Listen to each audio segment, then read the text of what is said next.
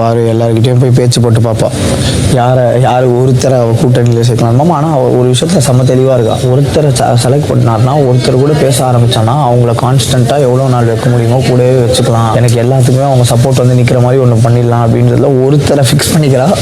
அந்த ஒருத்தரை வச்சு ட்ராவல் இனி நடக்காது. அட பாவீங்களா, ஏன்டா இப்படி பண்றீங்க? நானே என்னோட ஆஸ்தான அடிமை போயிடுச்சேன்னு வருத்தத்துல இருக்கேன். நீங்க கும்பலாக வந்து என்னையவே மொத்தமா முடிக்கிறதுக்கு பிளான் பண்ணிக்கிட்டு இருக்கீங்க. அதான் இனி அந்த பருப்பு வேகாது. எல்லாத்துக்கும் தலையாட்டுறது அவர் ஒருத்தர் போயிட்டாரு. ரொம்ப உஷாரா இருக்கும்ல. இல்ல பிளஸ் அவர் போயிட்டாரு. தட் வாஸ் நாட் ஒர்க்கிங்ல. அதான் இவ இருக்க அவர் அனுப்பிச்சு விட்டார்ல. நமக்கு போற நினைச்சு அவருக்கு கூட அனுப்பிச்சு விட்டா. அடே விக்ரம், என் மனசுக்குள்ள இருந்த மாதிரி உனக்கு எப்படா தெரியும்? அப்படியே சொல்ற. எனக்கு திவாகர் போனதுக்கு அப்புறமேட்டு இன்னும் என் தாட்ஸ் வந்து கிளியராக இருக்குது. ஏன்னா நான் திவாகரைஸ்டு மோடுக்குள்ளே ஆக மாட்டேன். அது ஏன்னா அவர் தெரிஞ்சோ தெரியாமலோ அவர் வந்து கலந்துட்டார் என்னுடைய பல தாட்ஸில், சிந்தனைகளில்.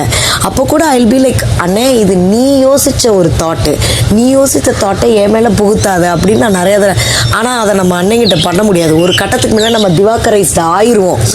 அப்படி சண்டால பாவி இருக்கும்போது என்னென்னலாம் பேசி போட்டு இப்போ நான் வெளியே போனதுக்கு அப்புறம் என்ன மாதிரி பேசுறா பாரு.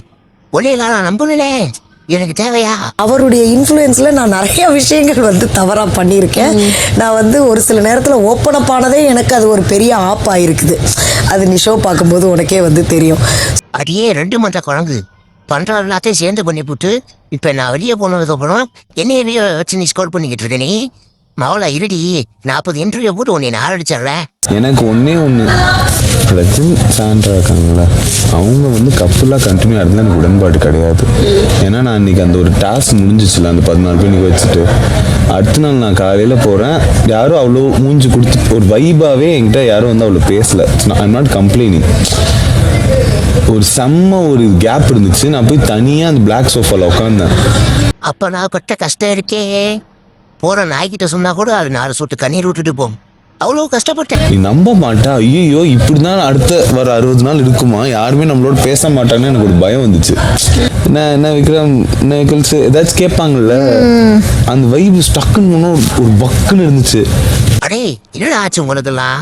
ஏன்டா அப்படி ஒரு பையன் பேசாமே தெரியுறீங்க? ஏதாச்சும் ஆயிட்டு வந்து பேசுங்களா. அப்புறம் யோசிச்சு பார்த்தா அது நம்ம எல்லாருக்கும் ஒரு நாள் எங்கேயாச்சும் நடக்கலாம். ஆனா பிரஜன் சாண்ட்ரா நடக்கவே நடக்காதுல்ல. அது தப்பு இல்ல, அது ரொம்ப அன்ஃபேரா இருக்கு எனக்கு. வாங்கடா இங்க, என்ன நடக்குது இங்க? ஒன்னாவே போறீங்க, ஒன்னாவே வரீங்க, உடச்சிக்கிட்டே தெரியுறீங்க. இந்த வேலையெல்லாம் வீட்டுல வச்சுக்கணும். இங்கிட்ட வந்து டபாச்சுக்கிட்டு இருந்தீங்க, மலையாள மந்திரம் அதை விடுக்கு மந்திரிச்சு விட்டுணும். பாத்துக்க 2 இடத்துக்கும்.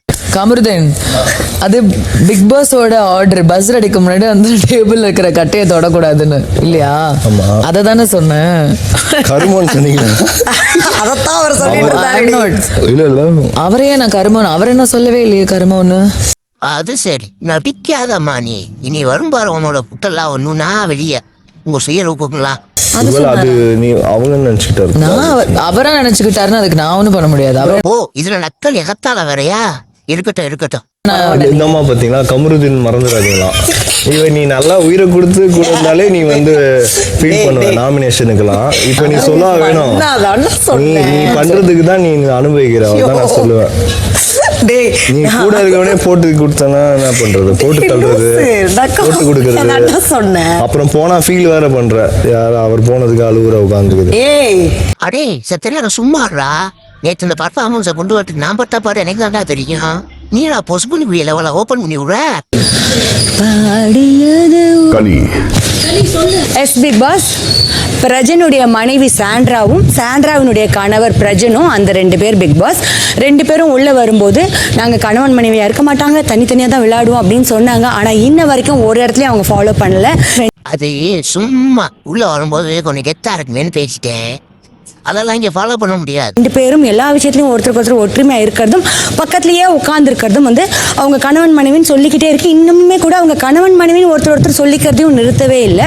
ஒரு தவறான முன்னுதாரணமாக இருக்குன்றதுனால பிரஜன் அண்ட் சாண்ட்ரா நான் வந்து நாமினேட் பண்ணுறேன் பிக் பாஸ். ஹலோ அதுதான் என் புருஷன். ஹலோ அதுதான் என் புருஷன். ஹலோ அதுதான் என் புருஷன். அட செத்த நேரம் சும்மானு தான் இதேம்மா. அந்த ஆள் தான் புருஷன் ஊருக்கே தெரியுமே. அதையாமா சும்மா சொல்லிக்கிட்டு இருக்க. சொல்லுங்க, அந்த 2 பேர் யார், என்ன காரணம்? பாஸ் ஃபர்ஸ்ட் வந்து விக்ரம். அவர் தான் ரூல் புக் படிச்சாரு லாஸ்ட் டாஸ்க் முடிஞ்சு அதுக்கப்புறம் 2-3 டாஸ்க்லாம் வந்துருச்சு. பட் இங்க வந்து முன்னாடி ஒரு மாதிரி டான்ஸ் ஆடி காமிச்சிட்டு இருந்தாங்க. நான் அதை கேட்டு நீங்க எங்கிட்ட கேட்டிருக்கலாமே, நான் பிகாஸ் நான் அப்படிதான் ஆடுவேன், இப்படிதான் என்னால் ஆட முடியும்னு சொல்லிட்டு அந்த நான் புதுசா பார்த்தேன். ஏமா நான் என்ன வேணும்னேவா பண்றேன்? உன்ன மாதிரி ஆளெல்லாம் பார்த்து எனக்கு ஆட்டோமேட்டிக்காக அப்படிதாம்மா வருது. நீ அப்படி இல்லாம நடந்துக்கிற. சார், என்னோட 2 பேர் வந்து பிரஜன் அண்ட் சாண்ட்ரா. ஏன் நான் சொல்றேன்னா, அவங்க 2 பேரும் ஒரு பேரா வந்து தான் சிங்கிள் கேம் விளையாடிட்டு இருக்காங்க. ஏன்டா டேய், இங்க எவ்வளவு பெரிய அக்கா பொறுப்பு போயிட்டு இருக்கு, நீ என்ன தனியா உட்காந்து பக்கோடா தந்துக்கிட்டு இருக்க? போடா, என்ன ஜோடுறாண்டு. ஒரு எமோஷனல் சப்போர்ட், அது ஒருத்தர் 100% பிலீவ் பண்ணக்கூடிய ஒரு எமோஷனல் சப்போர்ட்ன்றது இந்த வீட்டில் ஒரு சூப்பர் பவர். அந்த சூப்பர் பவரோட இந்த கேமை விளையாடுறது மிச்சம் எல்லாருக்குமே அன்ஃபேர்னு நான் நினைக்கிறேன். இந்த அன்ஃபேர்னஸ் ஒளிறதுக்காக அவங்க 2 பேரையும் நான் நாமினேட் பண்றேன் பிக் பாஸ். போராடி தட்டி 2 பேர்த்துல யாராச்சும் ஒரு நாள் விரட்டி விட்டுருங்க, அதான் நல்லது. அது என்ன சாண்டா இருக்கே, எப்பப்பா சாதாரண ஆள் இல்லப்பா, இன்னொரு பார்வதிப்பா, சைலண்ட் பார்வதிப்பா. அது சோ பாரு, சார் அந்த 2 பேர் யார், என்ன காரணம்? ஓகே, ஸோ நான் வந்து விக்ரமை நாமினேட் பண்ணுறேன். ஏன்னா நேற்று கூட வந்து அவர் என்ன சொன்னார்னா, அந்தான்னு பேசி நீ வந்து திவாகரை அனுப்பிச்சிட்டல அப்படின்ற ஒரு பாயிண்ட் வந்து சொன்னார். அப்போ உனக்கு என்ன பிரச்சனை? அவன் அப்படி சொன்னானேன்னு பிரச்சனையா, இல்லை உண்மையை சொல்லிட்டானேன்னு உனக்கு பிரச்சனையா? திரும்ப அவர்கிட்ட சொல்கிறது வந்து இந்த விஷயந்தான். நான் ஒருத்தர் எக்ஸிட் ஆகும்போது நான் அவ்வளோ ஃபீல் பண்ணியிருக்கேன். பட் ஆனால் அதையே ஒரு மாக்கிங் டோனில் வந்து கொண்டு போனார். அடி பாவி, போன சீலாம் போனது நல்லதுன்னு பேசிக்கிட்டு இருந்தேன், அதுக்குள்ளாட்டி இங்கே வந்து இப்படி பேசுறா. என்னத்த சொல்றது உன்னையெல்லாம். அண்ட் ஆல்சோ வந்து நேற்று சபரி இந்த டிஸ்கஷன்லாம் பண்ணும்போது மேன் ஹேண்டில் பண்ணியிருக்கலாமே அப்படிங்கிற ஒரு வார்த்தையை வந்து அவர் விட்டுருக்கிறாரு. அது எவ்வளோ பெரிய தப்பான ஒரு விஷயம் அப்படிங்கிறது வந்து அவருக்கு தெரியணும். ஓ அப்படியா, சரி, நான் வேற யாராவது கேட்டு தெரிஞ்சுக்கிறேன். நீ பொட்டியை சதுரி கிளம்பு. நாமினேட் செய்யப்பட்ட நபர்கள்: அமித் பார்கவ், சுபிக்ஷா, ரம்யா, திவ்யா, பிரஜன், சபரி, விக்ரம், பாரு. மொத்த பதில் மூடிட்டு உட்காந்துருக்காங்க. உனக்கு மட்டும் ஷாக்கு வேணும், ஷாக்கு ஆகுறீங்களா? ஷாக்கு நன்றி. அந்தாலும் உன்னை கலாய்க்கிறதுதானே உன் பேரை லாத்த கொட்டிக்கிட்டு இருக்கேன், இல்ல ஷாக்கு வேற. ஈவினிங் ஆக்டிவிட்டி, உங்க மனசுல யாரு? ஹவுஸ்மேட்ஸ் ஒவ்வொருவராக லிவிங் ஏரியா முன் வந்து இந்த வீட்டில் இந்த ஒரு நபரை நான் எனக்கான காம்படிஷனா பார்க்குறேன், இந்த நபர் என் லிஸ்ட்லயே இல்லை. உனக்கு கொடுத்த வேலை அந்த பேப்பர்ல இருக்கிற படிக்கிறது, அதை விட்டுப்புட்டு யாருக்கெல்லாம் ஒருத்தே இல்லைங்கும் போது ஒரு ஆட்டிடியூட் காட்டுற பத்தியா? இதுக்குத்தான் வராம போறவெல்லாம் உன்னை தூக்கி போட்டு மிதிக்கிறேன். எனக்கு இவங்க காம்படிஷனே இல்லை என ஒரு நபரையும் காரணத்துடன் சொல்லணும். ஓ, இது ரொம்ப ஈஸியாச்சு. மொத்த பதில் வந்து மொத்த வன்மத்தில குட்டுவாங்க. ஃபர்ஸ்ட் காம்படிஷனாக நான் கானா வினோத் அவர் சொல்லுவேன். ஏன்னா நான் காமெடியன் உள்ளே வந்தேன், நான் பண்ணுற காமெடியோட நீங்கள் தான் அதிகமாக பண்ணிருக்கீங்க. அது எனக்கு ஒரு மோட்டிவேஷனாகவும் இருக்குது, கொஞ்சம் அசிங்கமாகவும் இருக்குது. அதனால நான் உங்களோட பெரிய காம்படிஷனாக நான் கண்டிப்பாக நினைக்கிறேன். ஆனால் உண்மையிலே பயப்புல நல்லா தான் பண்ணுது. காமெடியானாலும் அடிச்சிக்கவே முடியல பயப்புல. அதுவும் நம்ம தற்பூசும் இவரும் சேர்ந்தா அல்டிமேட். லிஸ்ட்லேயே இல்லைன்னா நான் பாரு சொல்வேன். ஏன்னா பாருவோட ஸ்டைலும் என் style of approach towards the கேமும் கம்ப்ளீட்லி டிஃப்ரெண்ட். புரியுது, நாங்கள் நிறைய பேர் நிறைய தடவை கிளாஷ் ஆகும்னு. பட் நானும் பார்வதியும் பேரலல் லைன்ஸில் ட்ராவல் ஆகிற மாதிரி இருக்கு. எனக்கு எங்களது ஓவர்லேப் ஆக வாய்ப்பே இல்லைன்னு நான் ரொம்ப கான்ஃபிடென்ட்டாக நம்புகிறேன். அதனால பாரு அந்த லிஸ்ட்லேயே இல்லை என்னை பொறுத்த வரைக்கும். அடியே, அந்த ஆள் பேசுனதை பாத்தியா? உன்னைய பத்தி சொல்லும் போது கூட அந்த வார்த்தையை யூஸ் பண்ணல, அழகா லிஸ்டே எழுதிட்டு போயிட்டாரு. இப்ப நீ வந்து என்ன சொல்லுவது தெரியுமா? நீ எல்லாரும் ஒரு ஆளே இல்லடா அப்படின்ப. காம்படிஷனாக நினைக்கிறது விக்ரம். பிகாஸ் அவர் எல்லா விஷயத்தையும் அணுகிற முறையாக இருக்கட்டும், ஹேண்டில் பண்ணுற விதமாக இருக்கட்டும், ரொம்ப மெச்சூர்டாக இருக்குது, கரெக்டாக திங்க் பண்ணுறாரோன்னு இருக்குது. அது வந்து அவருக்கு கண்டிப்பாக வெளியில் நிறைய ஃபேன்ஸை பெற்றுத்தரும். இந்த மாதிரிலாம் இருக்கணும்னா மண்டையில கொஞ்சம் மூலான்னு கொஞ்சம் இருக்கணும். அது உங்ககிட்ட இல்லை பாரு. என் லிஸ்ட்லேயே இல்லை வந்து நான் கமருதீன்.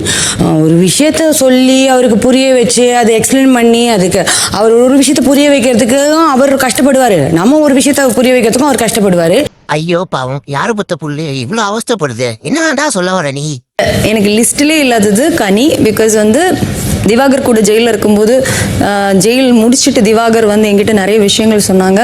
அவங்களே வந்து ஏதோ அக்கா அப்படி இப்படின்னு எல்லாம் சொல்லி நிறைய விஷயங்கள் திவாகர் கிட்ட போட்டு கொடுத்துருக்கு.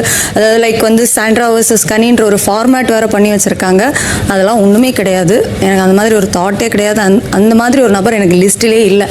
ஆனால் கொடுமை என்னன்னா, இந்த இதெல்லாமே அப்படியே உனக்கு சொல்ல வேண்டியதுமா? நீ அடுத்த ஆளுக்கு சொல்லிக்கிட்டு இருக்கம்மா.